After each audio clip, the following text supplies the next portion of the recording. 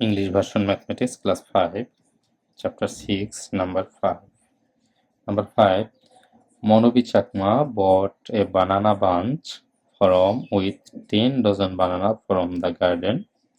He found 25% of banana in the bunch was rotten. So, how many ripe banana was there? Then, how many?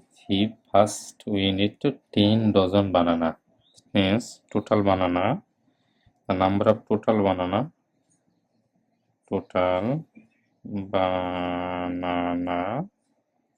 10 dozen. We know 12 is equal to 1 dozen. অর্থাৎ total banana 12 into 10 equal to 120 banana. Then rotten 25%. 25% was rotten. Then 25% rotten.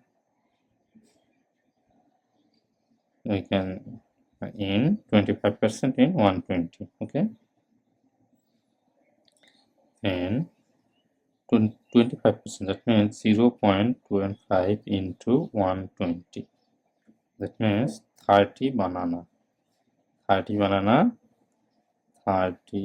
banana was rotten. And ripe banana, so ripe 120 minus 30 equal to 90 ripe banana. Then what was the, so how many ripe banana was there? Then answer 90 ripe banana was there. Thank you.